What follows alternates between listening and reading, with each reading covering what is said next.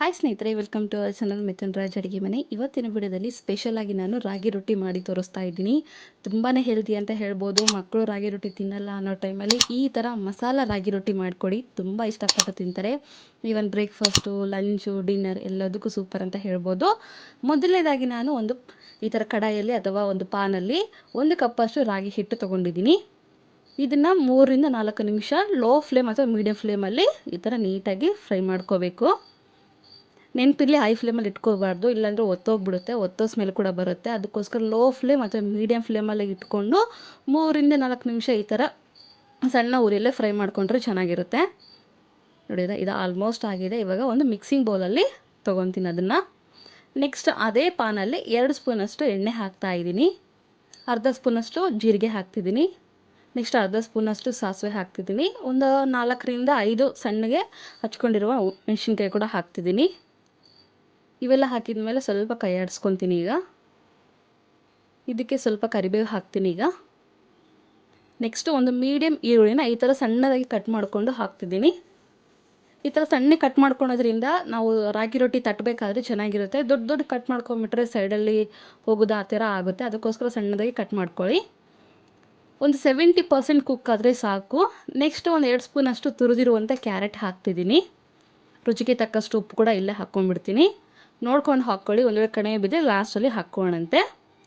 ಇದನ್ನು ಕೂಡ ಕ್ಯಾರೆಟ್ ಕೂಡ ಹಾಕಿಬಿಟ್ಟು ನೀಟಾಗಿ ಇನ್ನೊಂದ್ಸರಿ ಫ್ರೈ ಮಾಡ್ಕೊತೀನಿ. ಫುಲ್ಲು ಕಂಪ್ಲೀಟಾಗಿ ಗೋಲ್ಡನ್ ಕಲರ್ ಬರಬೇಕು ಅನ್ನೋದೇನಿಲ್ಲ, 70% ಕುಕ್ ಆದರೆ ಸಾಕು. ಕೊತ್ತಂಬರಿ ಸೊಪ್ಪು ಹಾಕ್ತಿದ್ದೀನಿ. ನೀವು ಕೊತ್ತಂಬರಿ ಸೊಪ್ಪು ಬದಲು ಸಬ್ಬಸಿಗೆ ಸೊಪ್ಪು ಮತ್ತು ಮೆಂತ್ಯ ಪಲ್ಯ, ಈ ಥರ ಯಾವುದು ಸೊಪ್ಪು ನಿಮ್ಮ ಹತ್ರ ಅವೈಲೇಬಲ್ ಇರುತ್ತೋ, ಯಾವ ಪಲ್ಯ ಅವೈಲೇಬಲ್ ಇರುತ್ತೋ ಅದನ್ನು ಹಾಕ್ಕೊಳ್ಳಿ. ನನ್ನ ಹತ್ರ ಸದ್ಯಕ್ಕೆ ಕೊತ್ತಂಬರಿ ಮಾತ್ರ ಇತ್ತು, ಅದಕ್ಕೋಸ್ಕರ ಅದನ್ನು ಹಾಕಿದ್ದೀನಿ.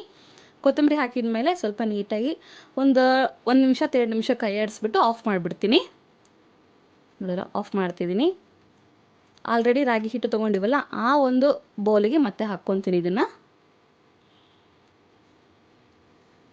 ಕಾಮನ್ನಾಗಿ ಪ್ಲೇನಾಗಿ ಮಾಡಿಕೊಟ್ರೆ ತಿನ್ನೋದಿಲ್ಲ ಅನ್ನೋರು ಈ ಥರ ಮಸಾಲ ರೊಟ್ಟಿ ಮಾಡಿಕೊಡ್ರಿ, ಸಖತ್ತಾಗಿರುತ್ತೆ. ಕಾಂಬಿನೇಷನ್ ಅಂತೂ ಸೂಪರ್ ಅಂತ ಹೇಳ್ಬೋದು. ಒಗ್ಗರಣೆ ಎಲ್ಲ ಹಾಕ್ಕೊಂಡ್ಮೇಲೆ ಈ ಥರ ಸ್ಪೂನಿಂದ ಕಲಿಸ್ಕೊತೀನಿ. ಬಿಸಿ ಇರುತ್ತೆ, ಅದಕ್ಕೆ ಸ್ಪೂನಿಂದ ಕಲಿಸ್ಕೊಳ್ಳಿ. ಸ್ವಲ್ಪ ತಣ್ಣಗಾಗೋವರೆಗೂ ಬಿಡಬೇಕಾಗುತ್ತೆ ನಾವು. ಇದಕ್ಕೆ ಇನ್ನೊಂದು ಸ್ಪೆಷಲ್ ಏನಪ್ಪ ಅಂದರೆ ತಣ್ಣೀರು ಹಾಕಬಾರ್ದು, ಬಿಸಿ ನೀರು ಹಾಕಬೇಕು. ಅದಕ್ಕೋಸ್ಕರ ಇದು ಬಿಸಿ ಮತ್ತು ಬಿಸಿನೀರು ಹಾಕೋದ್ರಿಂದ ಕೈ ಸ್ವಲ್ಪ ಸುಡೋ ಚಾನ್ಸಸ್ ಇರುತ್ತೆ. ತಣ್ಣಗಾದ್ಮೇಲೆ ಮಾತ್ರ ಈ ಥರ ಕಲಿಸ್ಕೊಳ್ಳಿ. ನೋಡಿದ್ರೆ ತಣ್ಣಗಾಗಿದೆ. ಇವಾಗ ನೀಟಾಗಿ ಕಲಿಸ್ಕೊತೀನಿ. ಇಲ್ಲಿ ನಾನು ಬಿಸಿನೀರು ಯೂಸ್ ಮಾಡ್ತಿದ್ದೀನಿ, ತಣ್ಣೀರು ಯೂಸ್ ಮಾಡಬಾರ್ದು. ಕಂಪಲ್ಸರಿಯಾಗಿ ಬಿಸಿನೀರಿಗೆ ಯೂಸ್ ಮಾಡ್ಕೋಬೇಕು. ನೆನಪಿರಲಿ, ಒಂದೇ ಸರಿ ತುಂಬ ನೀರು ಹಾಕ್ಕೋಬೇಡಿ, ಸ್ವಲ್ಪ ನೀರು ಹಾಕ್ಕೋಬೇಕು. ನೆನಪಿರಲಿ, ಚಪಾತಿ ಹಿಟ್ಟು ಕಲಿಸಿವಲ್ಲ ಅದಕ್ಕಿಂತ ಸ್ವಲ್ಪ ಲೂಸ್ ಆಗಿರಬೇಕು ಬ್ಯಾಟರ್. ನಾನು ವಿಡಿಯೋದಲ್ಲಿ ತೋರಿಸ್ತೀನಲ್ಲ ಅದೇ ಟೈಪಲ್ಲೇ ಇರಬೇಕು. ನೋಡಿದ್ರೆ ಇಷ್ಟಾದರೆ ಸಾಕು, ಕೈಯಿಂದ ತೊಟ್ಟೋಕೆ ಬರಬೇಕು. ಆ ಕನ್ಸಿಸ್ಟೆನ್ಸಿ ಇದ್ದರೆ ಸಾಕು. ನೋಡಿದ್ರೆ ಇಷ್ಟಾದರೆ ಸಾಕು. ಕೈಗೆ ಈ ಥರ ಎಣ್ಣೆ ಸವರ್ಕೊಂಡು ಉಂಡೆ ಥರ ಮಾಡ್ಕೊತೀನಿ. ನಾನು 1 ಕಪ್ಪಿಗೆ ಒಂದು 4 ಆಗಿದ್ದಾವೆ ನನಗೆ ರಾಗಿ ರೊಟ್ಟಿ. ಮೀಡಿಯಮ್ ಸೈಜ್ ರಾಗಿ ರೊಟ್ಟಿ ಒಂದು 4 ರಿಂದ 5 ಆಗಿದ್ದಾವೆ. ನಿಮಗೆ ಎಣ್ಣೆ ಇಷ್ಟ ಇಲ್ಲ ಅಂತಂದರೆ ಎಣ್ಣೆ ಬದಲು ನೀವು ನೀರನ್ನು ಕೂಡ ಉಪಯೋಗಿಸ್ಕೋಬೋದು, ತಣ್ಣೀರು ಕೂಡ ಉಪಯೋಗಿಸ್ಕೋಬೋದು, ನೋ ಪ್ರಾಬ್ಲಮ್. ಈ ಥರ ಹೋಳಿಗೆ ಪೇಪರ್ ತೊಗೊಂಡು ಅದ್ರ ಮೇಲೆ ಈ ಥರ ಸ್ವಲ್ಪ ಎಣ್ಣೆ ಹಚ್ಬಿಟ್ಟು ಈ ಥರ ಪ್ರೆಸ್ ಮಾಡ್ಕೊತ ಹೋಗ್ತೀನಿ. ನಿಮಗೆ ಎಣ್ಣೆ ಇಷ್ಟ ಇಲ್ಲ ಅಂತಂದರೆ ನೀರನ್ನು ಕೂಡ ಉಪಯೋಗಿಸ್ಕೋಬೋದು.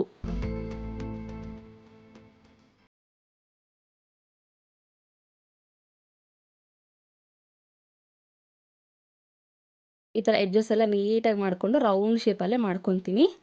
ತಟ್ಟಬೇಕಾದ್ರೆ ನಿಮಗೆ ಎಣ್ಣೆ ಕಷ್ಟ ಆಯಿತು ಅಂದರೆ ನೀರಿಂದ ಕೂಡ ಮಾಡ್ಕೋಬೋದು. ಈ ಕಡೆ ಅಂಚು ಕೂಡ ಕಾದಿದೆ, ಸ್ವಲ್ಪ ಎಣ್ಣೆ ಹಾಕ್ಕೊಂಡು ಇವಾಗ ಅದನ್ನು ಹಾಕ್ತೀನಿ. ಎಷ್ಟು ಸಿಂಪಲ್ ಗೊತ್ತಾ ಮಾಡೋದು, ರುಚಿ ಮಾತ್ರ ಬೇರೆ ಲೆವೆಲ್ ಅಂತ ಹೇಳ್ಬೋದು. ಹಾಕಿ ಒಂದು 30 ಸೆಕೆಂಡ್ಸ್ ಹಂಗೆ ಇರಲಿ. ನಿಧಾನಕ್ಕೆ ಇವಾಗ ಸ್ಪೂನ್ ಸಹಾಯದಿಂದ ನಾನು ಈ ಥರ ಬಿಡಿಸ್ಕೊತಾ ಹೋಗ್ತೀನಿ ಚಾಲಾಕಿಯಿಂದ.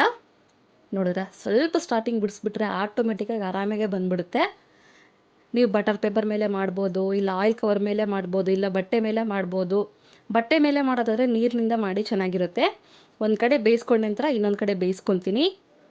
ಆಲ್ರೆಡಿ ರಾಗಿ ಹಿಟ್ಟನ್ನು ನಾನು ಫ್ರೈ ಮಾಡಿರೋದ್ರಿಂದ ಹಸಿ ವಾಸನೆ ಆಗಿರ್ಬೋದು, ಬಾಯಲ್ಲಿಟ್ಟರೆ ಕಸಕಸ ಅನ್ನೋದಾಗಿರ್ಬೋದು ಏನೂ ಆಗೋದಿಲ್ಲ. ನೋಡಿದ್ರೆ ಎಷ್ಟು ಚೆನ್ನಾಗಿದೆ ಅಲ್ಲ. ಇದಕ್ಕೆ ಕಾಂಬಿನೇಷನ್ ಆಗಿ ಚಟ್ನಿ ಬೇಕು ಅನ್ನೋದಿಲ್ಲ, ಮಾಡ್ಕೋಬೇಕು ಅನಿಸಿದ್ರೆ ಚಟ್ನಿ ಮಾಡ್ಕೊಳ್ಳಿ, ಇಲ್ಲಾಂದರೆ ಈರುಳ್ಳಿ ಸಹಾಯದಿಂದ ಆರಾಮಾಗಿ ತಿನ್ಕೋಬೋದು. ನೋಡಿದ್ರೆ ಸಿಂಪಲ್ಲಾಗಿ ಈಸಿಯಾಗಿ ಆರಾಮಾಗಿರುವಂಥ ರಾಗಿ ರೊಟ್ಟಿ ರೆಡಿ ಆಯಿತು. ಒಂದಾಗಿದೆ ಮತ್ತು ಇನ್ನೊಂದು ಕೂಡ ಮಾಡ್ಕೊತಿದ್ದೀನಿ. ನಾನು ಮಾಡಿರೋ ಕ್ವಾಂಟಿಟಿಗೆ ಒಂದು 4ರಿಂದ 5 ಬಂದಿದ್ದಾವೆ. ಆ್ಯಂಡ್ ಈ ವಿಡಿಯೋ ಹೆಂಗೆ ಬಂದಿದೆ ಅನ್ನೋದನ್ನು ಮಾತ್ರ ಕಾಮೆಂಟ್ ಬಾಕ್ಸಲ್ಲಿ ಹಾಕಿ. ನೀವು ನೋಡೋದಲ್ಲದೆ ನಿಮ್ಮ ಫ್ಯಾಮಿಲಿ ಮೆಂಬರ್ಸ್ಗೆ ಎಲ್ಲರಿಗೂ ಶೇರ್ ಮಾಡಿ, ಓಕೆನಾ? ಚೆನ್ನಾಗಿ ಬಂದಿದ್ದಾವಲ್ಲ, ಕಂಪಲ್ಸರಿ ಟ್ರೈ ಮಾಡ್ತೀರಾ ಅಂದ್ಕೊಂಡಿದ್ದೀನಿ. ಇಷ್ಟ ಆಯಿತು ಅಂದರೆ ಲೈಕ್, ಶೇರ್ ಆ್ಯಂಡ್ ಕಮೆಂಟ್ ಮಾಡೋದನ್ನು ಮಾತ್ರ ಮರಿಬೇಡಿ, ಓಕೆನಾ? ಮುಂದಿನ ವಿಡಿಯೋದಲ್ಲಿ ಮತ್ತೆ ಸಿಗೋಣ. ಅಲ್ಲಿವರೆಗೂ ಟೇಕ್ ಕೇರ್, ಬಾಯ್.